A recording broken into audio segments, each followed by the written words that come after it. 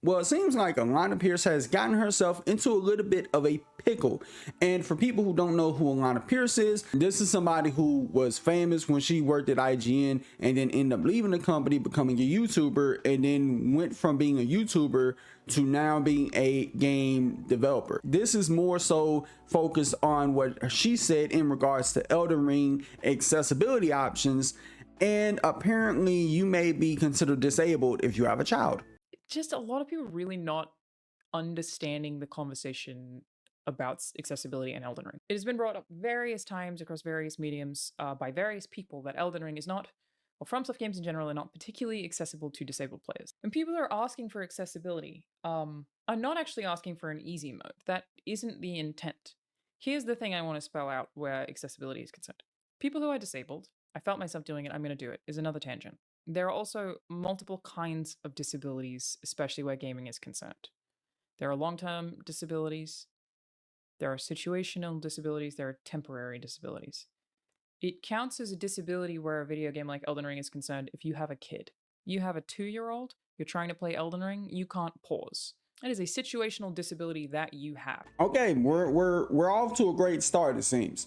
The thing about what she just said, I literally, not even 2 weeks ago, watched a mother who was playing Warzone with her baby in her arms and just literally taking a whole dunk on everybody who she was killing and pretty much teabagging people as she's rocking her baby to sleep. So that's number one. And secondly, there's disabled people out there who play this game and walk through it like it's nothing. Hell, I've even seen people literally beat this game using their brain. Like they had, however they did it, they had gizmos hooked up to their head and they're just sitting there playing the game using their brain as their hand, as if it was a controller. And it got to be the most wild mindfuck thing you've ever seen in your life. The game not having the option for you to be able to pause, for example, is a hindrance for your particular disability, a situational disability. You may need to pause to stop your kid from putting a fork into a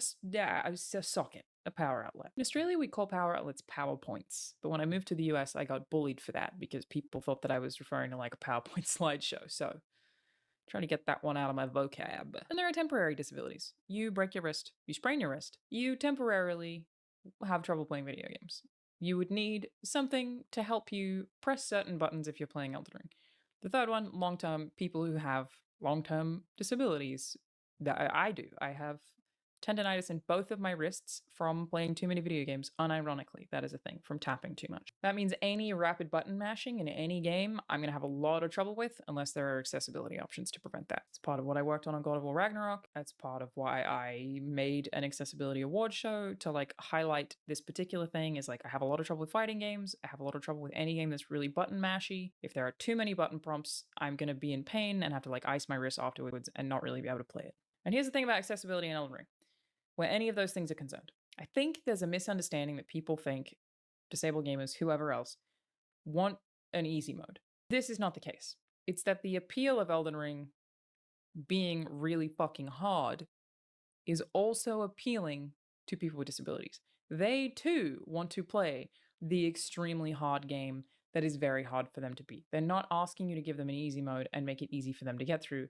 They're asking for a version of the game that can be played with their particular disabilities, so they can still enjoy really hard games as well. Like there's so many people out there with disabilities that play Elden Ring as is, and to kind of combat her point saying that there isn't really a pause button in the game, technically speaking, there is a pause menu. If you go to a site of grace, you just sit there for a while. Enemies aren't gonna attack you out of nowhere. You're not gonna die, so you could sit there for however long, and that's like your in-game pause button or in-game pause menu, if you will. Like it's not just, you know, you're in the middle of a boss fight, you pause, which you can't do that because you got to focus on this. Like you'll just have to take the L at that point and just die and try again. Now, I would highly recommend people to go out and watch her video in full, where she kind of goes over a bunch of different things. Now, some people still want an easy mode for Elden Ring, or not just Elden Ring, but other FromSoft games in the past.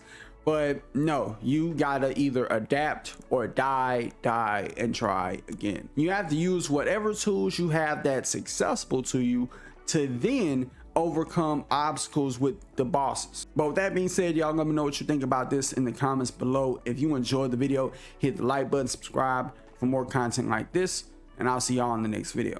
Peace.